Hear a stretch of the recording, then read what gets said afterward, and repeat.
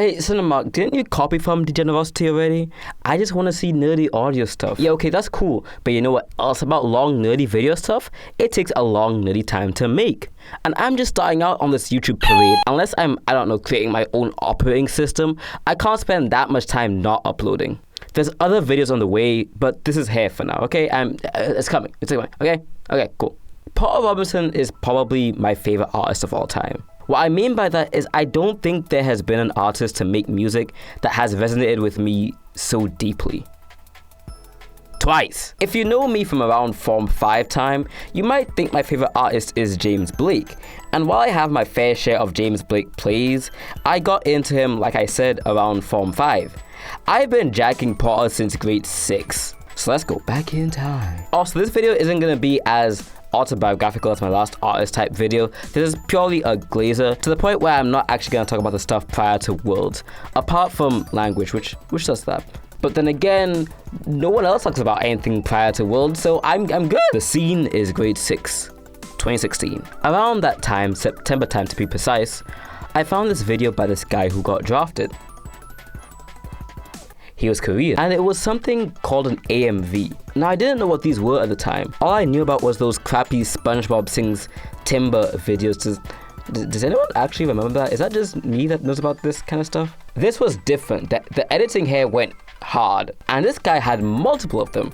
One of them being by Mr. Robinson himself. And as much as the AMV was fire, I was introduced to Flickr, which was a complete banger. And that's when an individual was introduced into my life and was forever gonna stay and protect me in said life. Both of them. In fact, I was there the day the music video for Shelter dropped, which not only influenced my music taste going forward, but it was now written in the scripture that I would be a weeb. It was done. It's a done deal. Book closed. I watched my first anime like a month afterwards. It was July and April. I don't like myself. I hate my life. But these two guys with their albums really held me down for the entirety of grade 6. I'd be in the parking lot, you know, wondering if my dad would actually pick me up that day because my family situation at the time was not that great. But all I had in those afternoons were these guys making some of the most innovative, inventive, sort of mainstream EDM out there. But this remains a Porter video and not a Madian video because, well, he's just better. And as much as I love Madian and I have a soft spot for him in my heart, I think that out of the two, he is more formulaic and generic and squeaky clean. He does break that with a few songs, and I certainly revisit Adventure a whole lot. But it ain't Worlds. Worlds was probably the first album I acquired through 100% legal means, instead of just individually getting songs from 100% legal means. And the title being Worlds made complete sense because this thing transports you to a whole other world. I'm being dead ass. And most people agreed, and even if they didn't, they did soon. This album has a magical spark to it, one that's made out of synth odysseys and choppy bangers. And that's really what made Porter unique. Songs like Fresh Static Snow, which for the longest while I just took as a pretty good banger with a pretty good song progression. Then I found out what the actual song was about, and then I was like, damn. But then knowing he also fulfilled the prophecy, it's like, damn. There's a whole lot of songs here that just progress really well, which I will get to, but we gotta talk about the big one. Sad Machine. Despite Flickr being my entry point, I think most people could listen to Sad Machine and be like, okay, yeah, we're locked in, this is done. It's this cinematic, heartwarming story about a human interacting with the AI they made and wanting to protect it at all costs when she needs help. Excuse me, this sounds anime and cringe as fuck. It is. Okay, what are you gonna tell me? You're too cool for this stuff? You're too cool? Yeah, okay, buddy, sure, you're too cool for this. This your goal? Okay, yeah, you're too cool. Sorry, my guy. As for the other songs, Fellow Feeling has some good sound design, and at the halfway point, Divinity is a great opener, Goodbye to a World is a near perfect closer, and every other song goes hard in its own way. Now, you could make the argument that Worlds lends itself to a lot of the EDM pastiches of the time, and 100% it does. I don't think Worlds is a perfect album, but it still offers some of the best the genre has to offer. Okay, cool, Worlds, good album, done. But then what? Well, after the live show, Shelter, and a few things here and there, nothing for a while. We got some stuff from Virtual Self, Porter's side project, and I'm not gonna talk about that as much, but I will say that Ghost Voices will 100% earn its Grammy nomination. But yeah, we had nothing for a while until January 29th, 2020. Despite how much I did have a soft spot for Porter in my heart, I was more of a hip-hop head at the time So even though the singles were dropping, I was like, cool, and went back to listening to Rodeo for the first time. This was also around the time I listened to T-Pap for the first time, so you already know. But more singles came out, and eventually, 7 years afterwards, Nurture dropped in 2021. And I liked it, like a lot. By that time, I was no longer a hip-hop head, and was listening to, actually, I don't know what was going on during that time. But Nurture was still a pretty good album to me. And I got a good amount of songs from it. It got an 8 out of 10, and yeah, cool, we're done, we're good.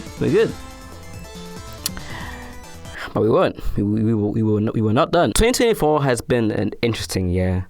I wouldn't say it's been terrible, but it's had its ups and downs. But we also got a new Porter Robinson single. And while I made this video because Smile is coming out, or is out recently, I don't know when this video is coming out, this single made me want to revisit Nurture.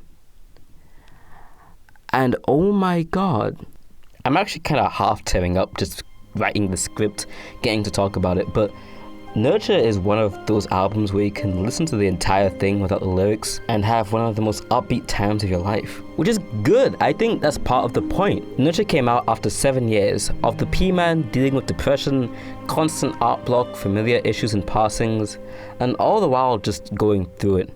And so Nurture can be seen as the depressing album, but I honestly think saying that is pretty derogatory to its power. Nurture is about believing in yourself, not out of some Disneyland idea that everything is gonna work out, but out of a duty to yourself and others. To start off, this album sounds amazing.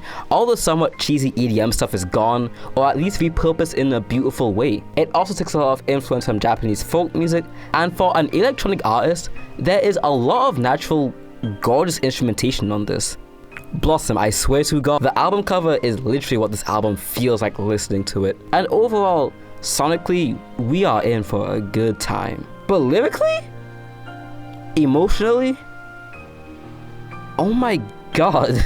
Look at this guy's triumphant start about still being alive and still being able to produce something of beauty in the world. Get Your Wish is about questioning whether or not the goals you wanted actually give you the fulfillment you're looking for. Wind Temples has no lyrics, but at 3:05 makes me want to cry every time. Musician is about giving all of your worth to your art and the mental repercussions of that.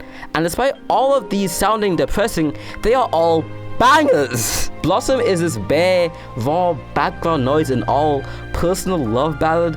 Unfold is a trip into an entirely different planet, and trying to feel alive comes to the conclusion that maybe chasing happiness or satisfaction isn't really something you need, but the fact is, despite that, you still have so much to offer. I really could go through every song here, god I love Mother, but I want to talk about Mirror. Mirror is what the song says it is. It's a personal talk and evaluation of oneself. A self that looks down on themselves, a self that hates themselves, and how it feels like everyone shares this hatred when in reality it's just all from you, from your reflection in the mirror, that forever pins you down in this dance of self-hatred. But again, the song is upbeat and magical and doesn't slow down to try and be introspective, but it just is naturally by itself. And I know self-hatred is a common thing and all that, blah blah, yeah I know, but this song held me down for like a month. It's probably my most listened to song of the year, and if it ain't, it's pretty damn close. The length this song goes through to bisect itself for its 5-minute runtime is so immense, and only for it to end with one of the most uplifting parts of the whole album lyrically wise. Yeah, this album helped me through a dark time. Dog, it did! But now we're on to Smile.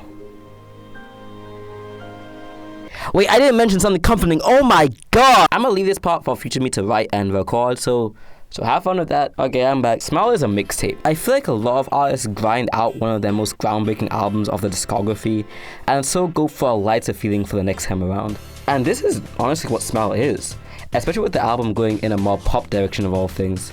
And so songs like Knock Yourself Out XD, Cheerleader, Mona Lisa, and a whole host of others have this poppy flair to it. And they all go hard, but in contrast to all that, these songs also get really personal. And while Nurture is a personal album as well, no doubt, Smile seems like something indebted to Porter himself, with him citing not just emotions, but real life incidents and occurrences in his own life. This leaves Smile honestly feeling like Brad.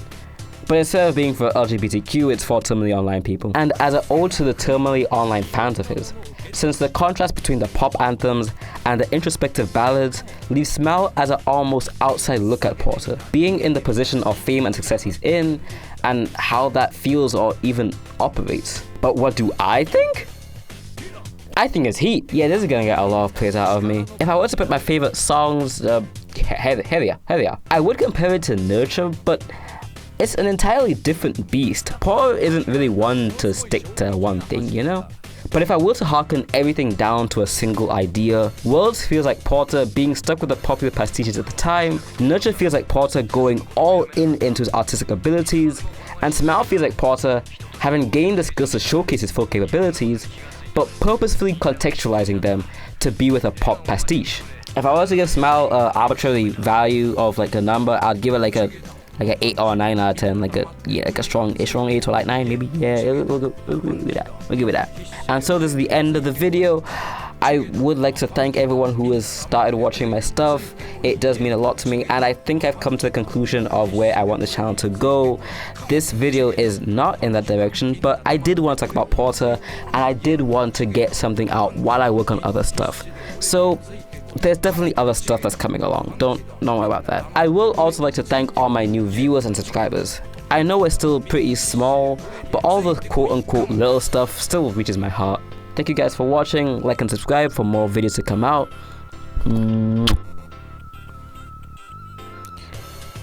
And it would be so much easier to love you.